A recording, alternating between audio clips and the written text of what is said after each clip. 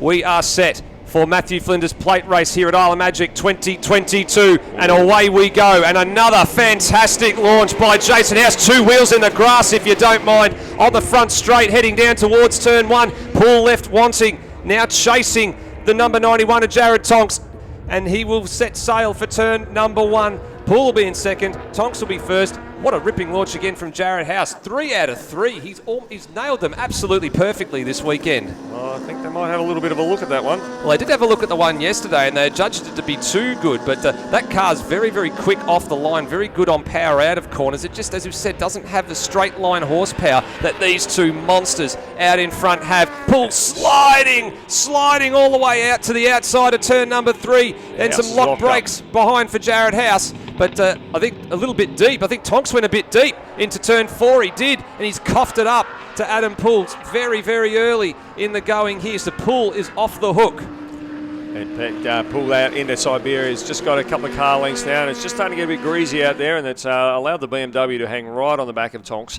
He's made a ripper of a start, as Jason. He's just a little bit under horsepower going through there, but other than that, he's doing really, really well.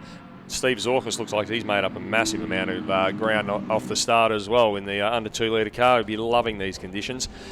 So windscreen wipers not really doing much work at the moment on a number of these cars. They're just waiting to see how it goes. Here goes Lockie McBride. He's had a tardy start. He's now going to pass a few cars straight down the inside of Justin Wade, who made it difficult for him, didn't make it impossible.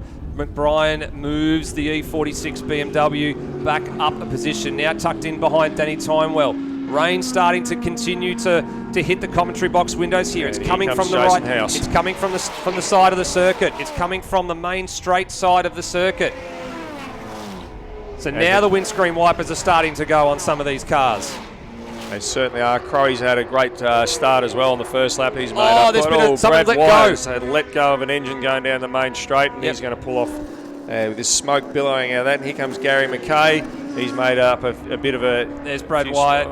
And they've had so many problems over the course of a few years as well. They just wanted some track time. They just wanted something to go right and have a good, clean weekend. And he's done the right thing there, got well out of the way. And I don't think they'll need to yellow flag this race to pull that car in. He should be fairly safely off the circuit.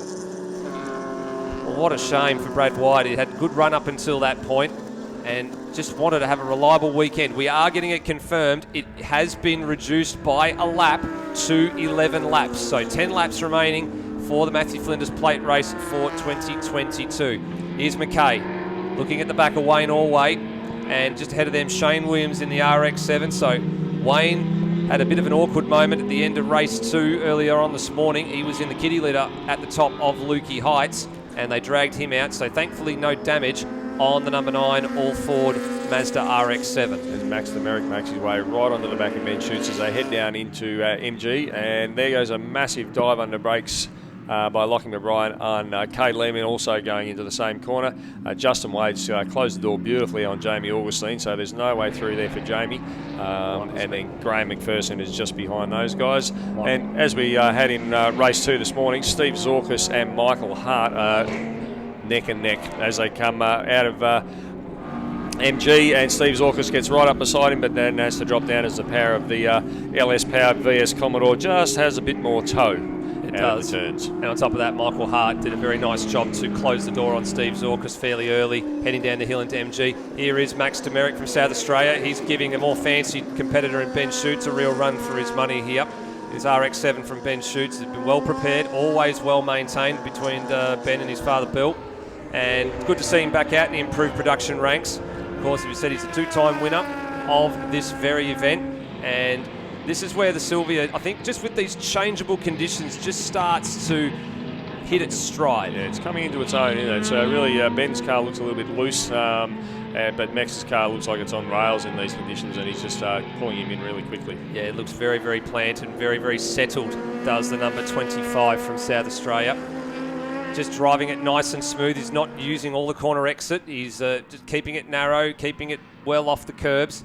Yeah, Justin Wade ran wide out of turn 4, which allowed Jamie to get right up beside him. Now Jamie's gone round the outside, but I dare say the horsepower of that Falcon will just stream away from Jamie going into the hay shed, which is just out of our sight. Absolutely. So down the hill for the third time of asking, shoots, narrow, right down the middle of the road, leaves Demerick just to have a bit of a think about what he's going to do, and maybe in a couple of laps' time when it all sort of settles down. How are the leaders going? The margin's not going up at any great rate. It's not coming down at any great rate. And, of course, we're not going to see some lap records this time around. Poole with the fastest lap on lap 2, unsurprisingly, 141.25. So some 2 seconds off the ultimate outright lap record pace. But he's just, I guess, managing it from here. Doesn't need to do anything too silly. It's still pretty quick in these conditions. In these conditions, yeah. This is... Some drivers thrive in these conditions, the changeable element. They search and find the grip. It's when it starts to come down quite heavy and you start to get that really dark sheen on the road that you look at it and go, okay, it's now going to, we now need to back it off here. Gary McKay's managed to get past Shane Williams onto the straight. He has. And then he'll be off after Wayne Allway, another IP member that's been around for a long, long time. Down the straight. Here's Justin Wade. He looks like he's about to be involved in a battle, I think, in the next few moments with Graham McPherson. They're both giving chase to Jamie Augustine. These two guys have been side by side, in and over each other all weekend. It's been really good to see these two guys have a really clean, close battle. And good to see Graham's had a weekend with very minimal troubles as well. So we're getting some word through that this is probably likely to be as worse as the weather's going to get here for this race. So conditions don't appear to be deteriorating at any great rate. They're probably just going to stay where they are, or they'll improve from here. So this is the battle over positions number 7 and 8. Cade Lehman leading Danny Timewell. So Danny's target was to sort of stay around that 7th or 6th place that he'd sort of been in for the first 2 races. He's dropped a spot at the start here to Lehman, who's just relishing these conditions a little bit more. And then, of course, Lockie McBrien and Max Demerick have gone through. Now, here's Jason House. He's been caught by Ben Schutz and Max Demerick. So I don't know if this is just the leaders that are starting to manage their pace a little bit with this race. Let's have a look at them across the line. So Poole was a 44 dead, Tonks 45-1, House 46-3, and the 2 men behind in the high 48s. High 45s. So they have caught House. I think maybe it looks like he's had a bit of a tardy sector somewhere on the last lap. It looks like it might have been in sector 1. He was definitely substantially slower than the guys up in the first sector, which is a bit strange for the BMW because it's got some good mid-corner speed. See, now that it seems to be drying out over that side of the track a little bit, he seems to scoot away from Ben and also from Max. But as soon as it gets a bit damp, it might be a little bit highly strung and might not be that nice to drive in the wet. But you'd think a BMW would be a very good car in the wet. Shoots just a little bit deep as well at turn number 4. So that cost him a few car lengths to House. Now, in 2019, we had 3 different states represented on the podium here. We had Victoria, New South Wales and Queensland. Right now, we've got South Australia, Victoria and Tasmania represented on the podium in that order. Will it change over the next half of the race? That is a big question. And there's already some lap traffic becoming involved here as the leaders on around to start lap 5. So, of course, the XLs, Michael Sinclair, they'll be doing in the sort of 201, 202, 205 sort of bracket. That has really hurt Jason House and allowed Ben Schutz to get right up underneath the back of the car. It didn't help Max at all. He's actually 4 or 5 car lengths behind now, but coming onto the straight, Ben is actually right up underneath the wing of the BMW. We'll just see how much extra corner speed Ben can carry compared to the BMW, but the BMW's just got that little bit more stick in a straight line, and unfortunately Ben can't quite get it done. No, he can't quite get it done. Just a V8 power. Look at a flame lick out the side of the House machine there on the overrun down towards turn 1. You don't see that very often. That's more of a supercar thing. And Danny Timewell's got back in front of Cade Lehman somewhere on that lap as well, which we've actually missed somewhere. Yep, it looks like he actually had 3 green sectors in there, Danny Timewell as well. So it looks like he maybe made the pass in, I think, in sector number 2. Looks like coming down the hill into MG perhaps. So gets that done. Here's Schutz. He does the old Adam Poole trick. Runs it way wide. House locks it up, heading into turn 4. Schutz pounces He's going to be on the wrong side here. Licorice Straps left out of turn 4 by House as he fights to hold on to P3. Invites Demeric to now go round the outside at Siberia. And this is a fantastic scrap over the last spot on the rostrum. It's really gotten spicy in the last lap and a half. And it's, House has got the power and just gets it down a little bit better than what the RX-7 does, and just manages to hold Ben out. And Max is now right up under the wing of Ben Schutz as they come up over Lukey Heights. The flame lick again. It's you got lots of overrun happening as Ben goes round the outside, and he should be able to round him up going down the hill. And Max is going to shoot down in and try and get 2 in 1, but he's going to get hung out to dry as Jason, and he's going to end up out often in the kitty litter. And he had to take avoiding action there as well, because Demeric was right there, and there was no room afforded for the Tasmanian to stay in position 4. So change for P3, change for P4 as they come to the line this time around to complete their 6th nice lap clean of 11. driving. It was really good to watch. What a great exchange. As we said, it just got a little bit spicy at the end there. Now here comes the BMW E92. Oh, Rick Hogan, he's off at turn number 2. He's gone straight into the kitty litter. So yellow flags are out. No passing. Didn't see what happened there. Did you catch that, or did you see him when he was already in the kitty litter? No, we've seen him when he's in the kitty litter. I don't think he actually has had a failure of some nature, but the Reach Rock Art number 124 Commodore in a bit of strife there, and I dare say in the firing line, but we'll have to just wait and see how the officials let this one play out. They've actually been quite keen to let the racing finish, and there's already been a delay so far with the lap less that's been docked for the recovery of James Atkinson. So I think if Park officials give them a bit of time to get going. Oh, what an effort. He's actually got that car I thought underway. he was gone. I thought he was going to be there for the rest of the race. So Rick Hogan, take a bow. That's really well done, Rick. Great stuff. Neil Crow has just run a little bit wide there and let DeFanis and also Michael Hart get through. And then Steve Zorkis is right up behind Neil Crow now. So Neil's either missed a gear or he's got an issue that may have been this morning's undoing, maybe come back to haunt him. Oh, here we go. Graham McPherson right up underneath Justin Wade as they go into turn 4. The battle between the General's men and the Blue Oval lives on here in improved production, but the makes and models and eras of these two cars could not be any further apart.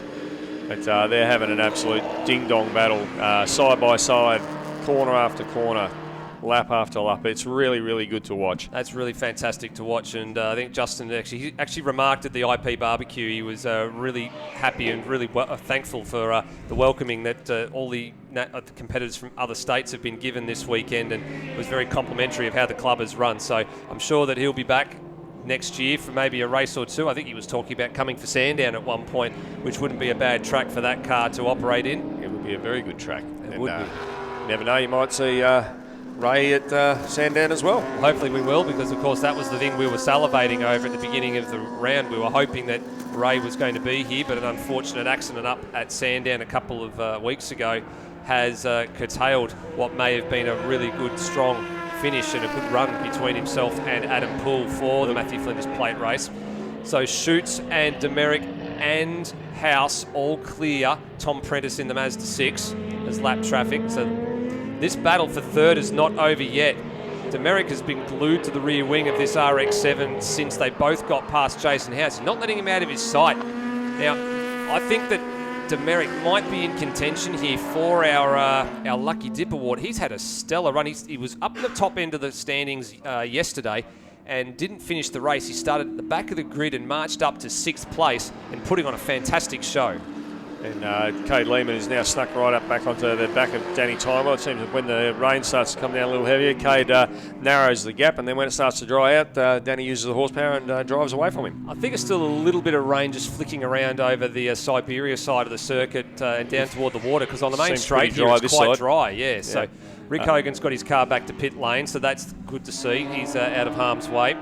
This battle over 7th and 8th place rages on, as the leaders now started their 9th lap. So Poole's got a comfortable margin at the moment. They're very similar looking cars. One's got a 6-speed Hollinger and the other... Whoops! Michael Hart into the wall, and that's at Siberia. That's a very interesting place to go in. See him over there. Wouldn't be surprised, and well, look, he's okay. He's giving us the thumbs up. We can see that. He won't be able to get out of there in any great hurry, though. So yellow flags, double waved yellows will be out there at that part of the circuit for sure. And we'll have to wait and see if they could cut this race short. So that's an awkward spot to go in. That's got to be a failure. That's got to be a failure or something. So we'll get a replay of this one here. Michael Hart and Steve Zorkas. What happened here? Just got out loose. Yep, lost loose. Yep, that's a mistake. It's either a failure or a mistake, and it was the latter. So he just got a little bit too happy on the loud pedal. Car bit. He then had to overcorrect it, and by the time he corrected it, he was in the grass and there was no saving it. Probably out in the marbles there a bit, and it's a bit slippery out there, and that's unfortunate for Michael. It's a beautiful. So last lap is being called here from what we're getting from race control, potentially, with the cars that need to be picked up. And if that's the case, that will mean that this race leader on your screen, the number 1, Adam Poole, State Series champion 2021, Island Magic champion with the Matthew Flinders Plate in 2021. And he is going to go back-to-back with the double here in 2022. Victorian State champion and Matthew Flinders Plate winner for the second time of asking. Adam Poole from South Australia, congratulations. We now turn our attention to the top of the circuit because we've got Jared Tonks will take second place in his Commodore. So South Australia on the podium, Victoria on the podium. It's going to be another Victorian on the podium. Ben Schutz outlasts Max Demerick in a great finish for P3. And Jared House, Tasmanian, comes home in 4th. And then it looks like we got Lockie McBride from New South Wales in 5th. He'll be 6th actually, because it's Demerick 4th and then House in 5th, McBride 6th, and here comes 7th and 8th. Joined at the hip and has changed places on the last lap. So Cade Lehman gets the better of Danny Timewell on the last lap. Jamie Augustine 9th, and then who's that leave for 10th place? That would Justin mean Wade. It's going to be Justin Wade from Queensland, who outlasts Graham McPherson after that fantastic exchange that we saw a few laps ago. So McPherson will be 11th, then Defanis, and then Steve Zorkas, who was, I guess you could say, the beneficiary of Michael Hart going in. He couldn't find a way past, and it took a mistake from Michael Hart to cough up. First of the other 2-litre cars in 12th position. Fantastic result. Well driven, Stephen. And Mark Defanis comes home in 13th. There is a dejected Michael Hart on the screen there. He'll be a bit disappointed with how his race ended, but they'll get that car turned around. Neil Crow across the line in 14th. So here's that replay again. Just watch this. The car just gets a little bit loose. He tries to correct it, and when he tries to correct it, you've got to put the steering in to do that, and he just lost it. So if the car was going around, he probably would have actually just been better off leaving it there. So Yokohama and Traction Tyre Centres, thank you very much. Adam Poole, Jared Tonks and Ben Schutz, your top 3. Dave, who are we going to give the hard charging award to? Who do you reckon? That's a really good question. Bosch Motorsport provides technology for racing. Worldwide experience from all major categories of motorsport is in your race car when you use Bosch Motorsport components, ignition system, sensors, fuel delivery and high-end electronics. Bosch Motorsport brings race-proven quality and performance to your motorsport machine. Search for Bosch Motorsport Australia or find us at boschmotorsport.com.au. There's good, there's better, and then there's Bosch. Bosch Motorsport, when quality and performance matter.